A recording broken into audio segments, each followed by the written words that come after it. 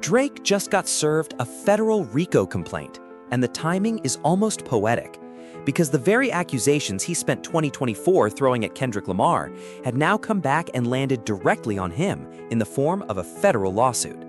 Drake, Aiden Ross, and the operator behind Academics TV are all named defendants. And this is not a defamation claim or a contract dispute. This is a federal racketeering case, which means prosecutors are not looking at one bad decision. They are looking at a pattern of coordinated criminal activity sustained over time. That is a fundamentally different level of legal exposure. What makes a RICO filing distinct from every other kind of lawsuit is what it actually requires to prove. You cannot file a RICO case around a single incident. You have to demonstrate that multiple parties work together systematically as part of an ongoing criminal enterprise. And what this complaint is alleging is precisely that: a coordinated multi-party operation built around inflating Drake's streaming numbers through fraudulent means, using a gambling platform called Stake as the financial infrastructure to fund and conceal the entire scheme. The person who has been calling himself the most streamed rapper alive is now being accused of building that status on manufactured numbers. And here is the detail that should stop every Drake fan in their tracks. Every accusation Drake's camp made about Kendrick Lamar during the beef, the bots, the industry manipulation, the fake streams, is now sitting inside a federal complaint as an accusation against Drake. Not a rumor, not a social media take, a formal legal filing with documented transactions and named co-conspirators. The deflection strategy did not just fail, it became evidence of the deflection itself. Because when Drake was describing Kendrick's alleged fake streams in his UMG lawsuit, he was describing his own operation with a precision that only makes sense if he already knew exactly how such a scheme worked. Sports and gambling attorney Daniel Wallach broke the story and framed it clearly. This is a federal RICO class action against Stake and Drake, accusing them of running an illegal online gambling platform disguised as a sweepstakes operation. And beyond the gambling fraud itself, Drake is specifically accused of using Stake's infrastructure to pump artificial play counts into his music catalog across every major streaming platform.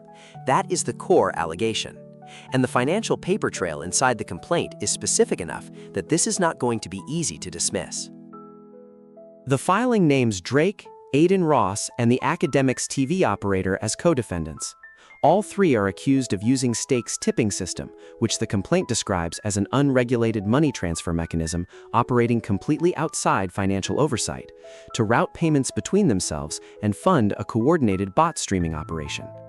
Through this system, the defendants allegedly financed fake streams of Drake's music, fabricated his platform popularity, targeted competitors and label executives, and deliberately corrupted the recommendation algorithms that determine which music actually gets surfaced to real listeners. That last point matters, because this is not just about Drake's numbers going up, it is about other artists' numbers being actively suppressed in the process. The complaint gets more specific from there. Drake is accused of deploying automated bots and professional streaming farms to inject fraudulent play counts into his catalog across platforms, including Spotify, which makes his recent public complaints about Spotify carry a very different kind of irony. The fake streams were calibrated to mislead royalty engines, manufacture chart positions, and redirect both money and algorithmic attention away from legitimate artists and toward Drake's inflated metrics. This was not a passive fraud, it was an active, engineered suppression of the natural streaming economy.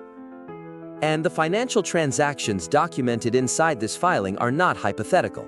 The complaint cites a publicly recorded $100,000 tip transfer between Drake and Aiden Ross processed through Stake in 2023, specifically because that channel operates outside normal financial oversight.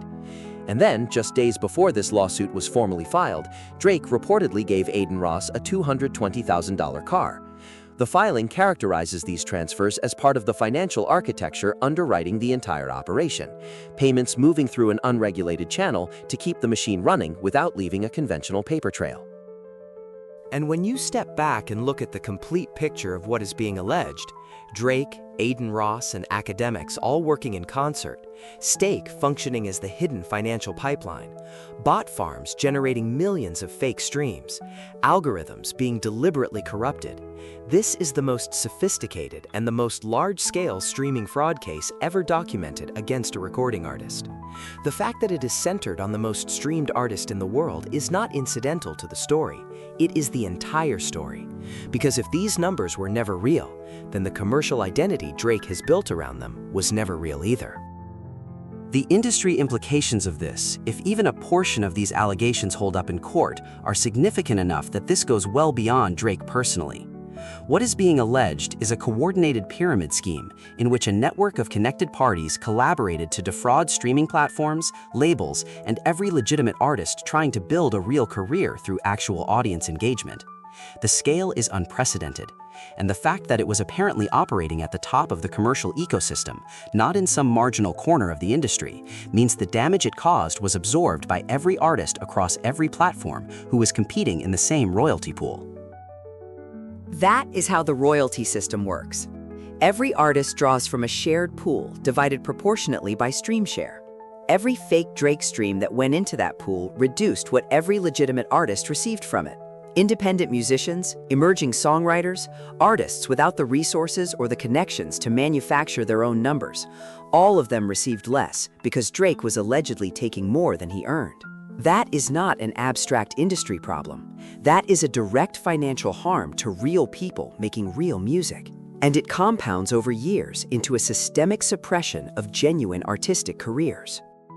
The detail about the academics TV operator being based in Australia while presenting himself publicly as an authoritative voice inside hip-hop culture is one of the more clarifying facts in this entire filing, because it explains something that has always felt slightly off about that platform: the disconnect between how it talks about the culture and how it actually understands it.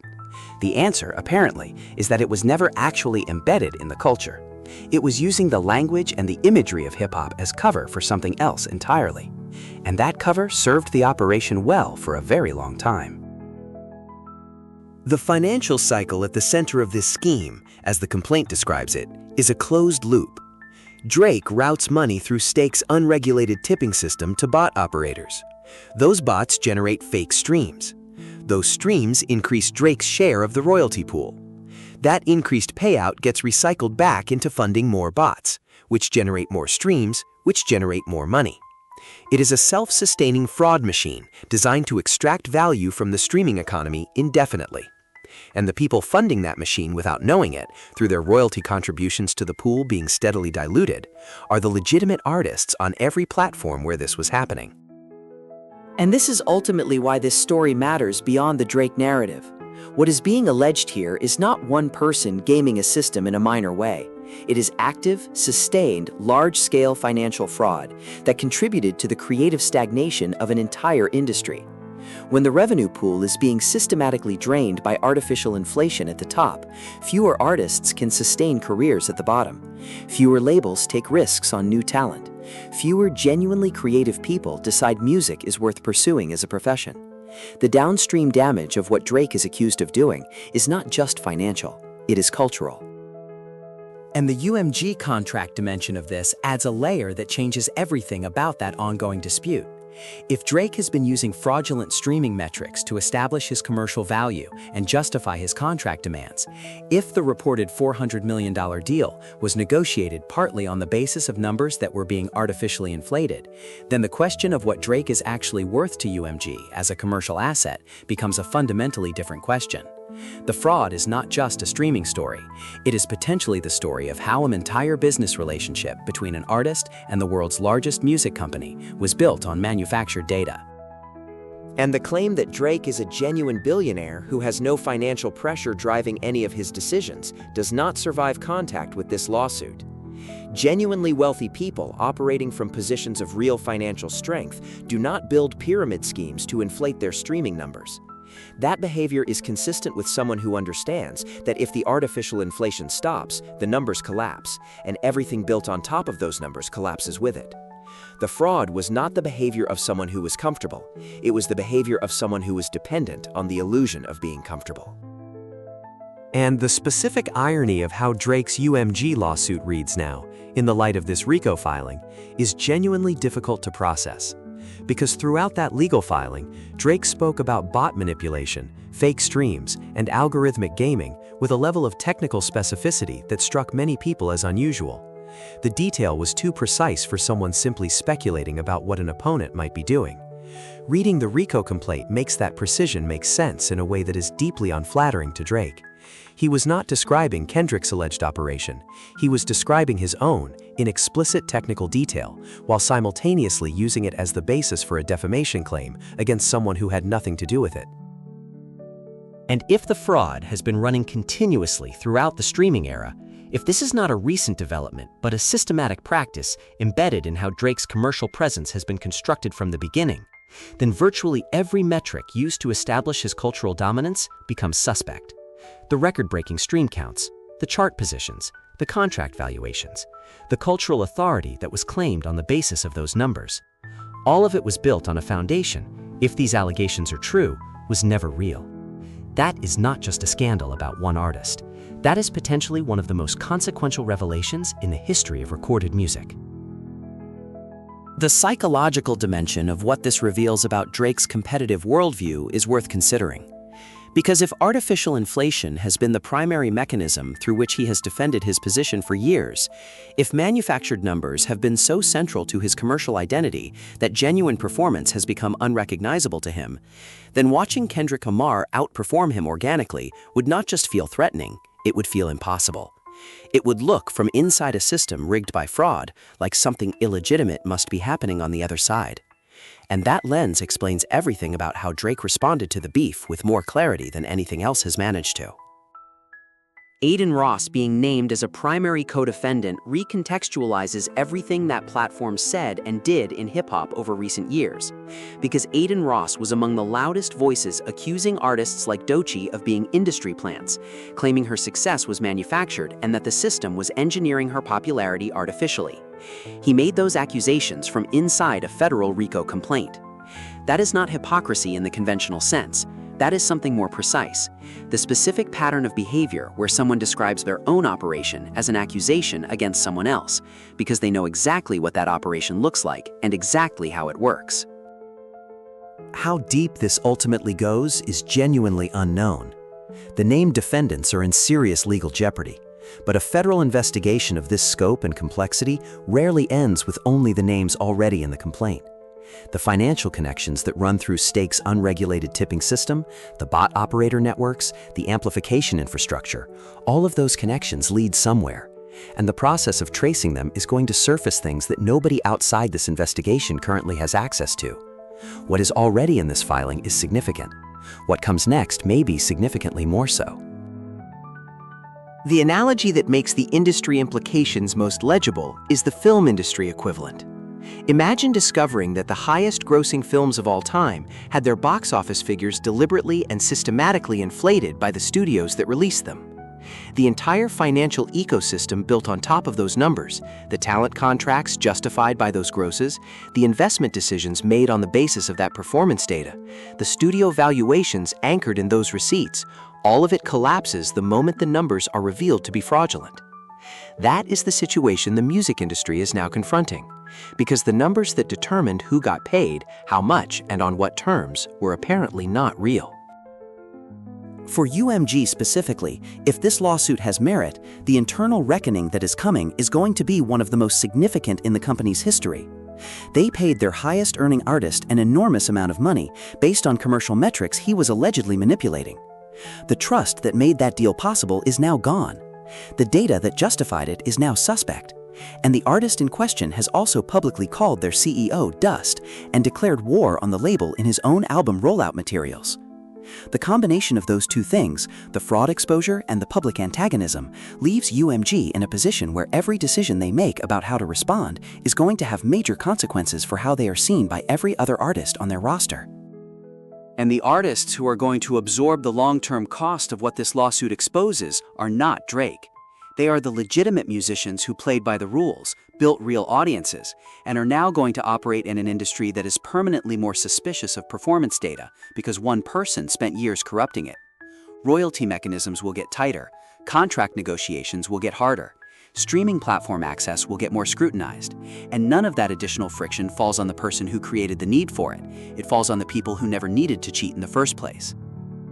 And that is the dimension of this that should sit uneasily even for people who find this lawsuit entirely satisfying to watch. The harm that was done is real, and it was done to real people. Artists who could not break through because algorithms were being manipulated against them. Independent musicians who received smaller royalty checks because fake streams were claiming their portion of the pool. Creators who built genuine careers and had them quietly undermined by a fraud machine they had no knowledge of and no defense against. Those people are not made whole by this filing, and the full accounting of what was taken from them may never be fully possible. The industry's structural responsibility for creating the conditions that made this possible is also worth naming directly.